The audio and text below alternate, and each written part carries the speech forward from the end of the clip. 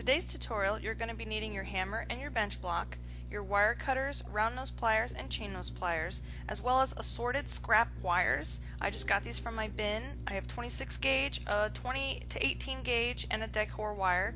You're also going to need your file and your ruler, and a bead and a jump ring, each about 4 millimeters. I got this little leaf bead from an artist named Jeannie Dotlich. She makes glass beads and flowers and leaves. And I just decided I was just going to use some scrap wire that I had lying around to kind of decorate it and make a cute little easy to make pendant. So I'm just starting off with this 18 gauge round wire that I have. It might be 20, but I think it's 18. And I'm just going to make some squiggles down the front of the leaf on both sides until I'm happy with it. I just was thinking maybe like a waterfall effect or a growing vine. I was just totally going freeform and just doing what felt right with me.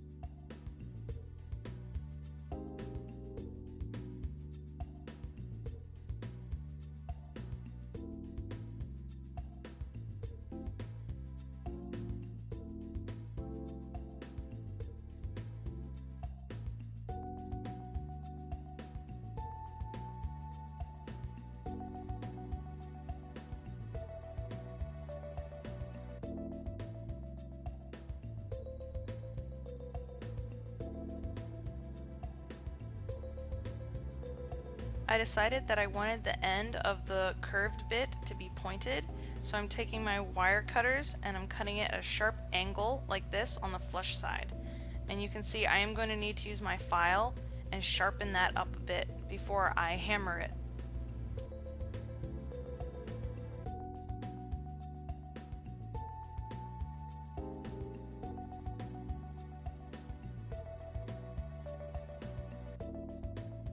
Now it is hammered flat and shiny and strong, and I've decided that this end isn't quite round enough that I want it to be, so I'm just going to file it and buff it a little bit until it's a soft round end.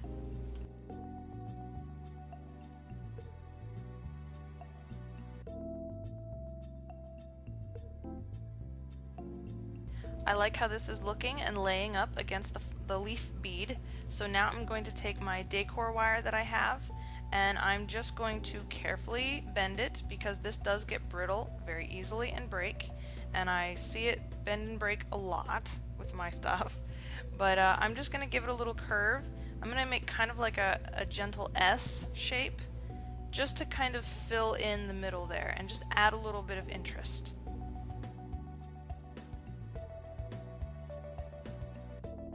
And as you can see, you do have to be careful because they do break, because it gets brittle, so I have to add a little bit more of a curve because I did break off an end, but that's alright because I like how it came out when it was done.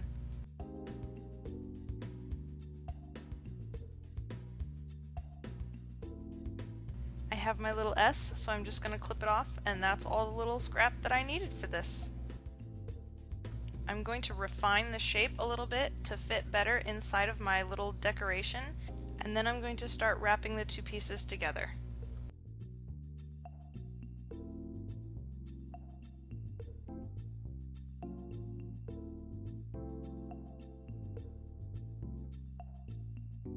In the middle section where all three wires touch and meet, that is where I'm going to bind them together and put them through the hole of the bead to secure the leaf to the wire, or the wire to the leaf. I have here just 4 or 5 inches of some scrap 26 gauge. 28 gauge would be easier, but I only had 26 gauge at this point, so that's what I used. And after wrapping 2 to 3 times around the thick 18 gauge wire, I'm going to wrap once around the beaded wire in between 2 of the beads. And then I will wrap again 2 times around the 18 gauge wire, and then once around the bead again. I will do this until I reach the center point where all 3 wires come together, and I am going to insert a picture so you guys can see now.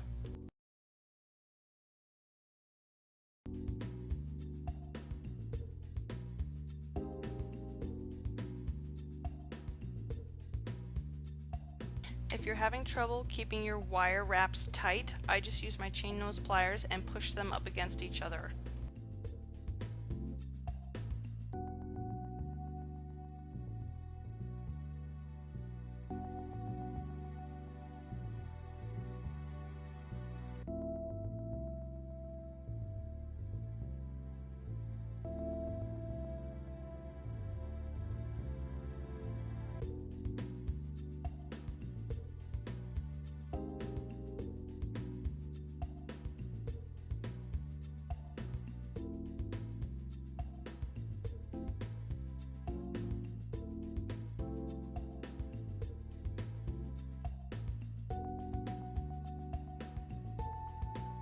Once you reach the middle where the wires all come together, we're going to be taking the 26 gauge wire underneath the beaded wire through to the back, and this is where we are going to insert it through the hole in the leaf bead.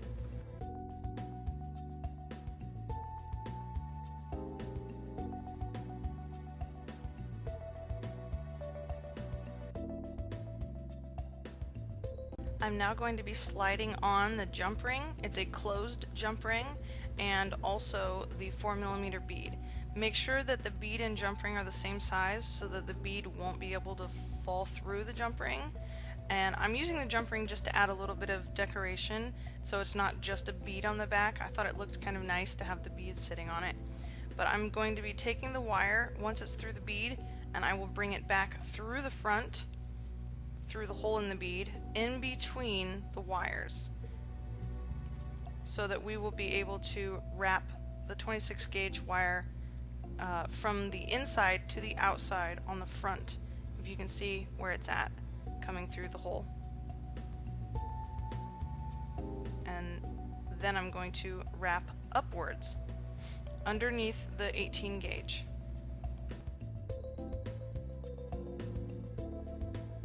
For your very first wrap, make sure that you're holding everything nice and snug together.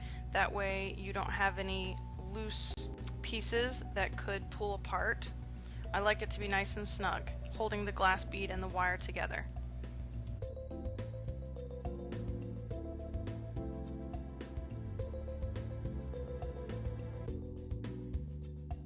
I'm going to make several more wraps, making sure that they're nice and snug and that the wire is nice and flush against the larger 18 gauge wire. Just as a tip, if you're having trouble putting your fine gauge wire underneath something, I like to make a little hook at the end, and you can see me do that here. I'll even push my thumb up against it and use the bead as a back to make sure that I curve that little wire and make a hook so I can push it through. At this point, I really liked it. I didn't want to overburden the piece with wrapped wires, so I'm just going to wiggle the wire here until it breaks. This is a trick I learned in tight spaces where you can't necessarily fit a wire cutter. You can hold your thumb as like a bench against it, and then just pull and wiggle the wire until it gets too hot and brittle and it will snap. This little tail wire that we started with, I'm going to pull it nice and tight over across the bead, and I'm going to be wrapping it around the base of the bead underneath the little jump ring that we have there. And if you can't make it, then you could just end it there where it started, but I thought that it would look a little nicer and maybe give a little bit more security by wrapping it just a couple of times around this. And I just used my chain nose pliers to push it down nice and snug, as close to the base of the bead and the jump ring as I can get.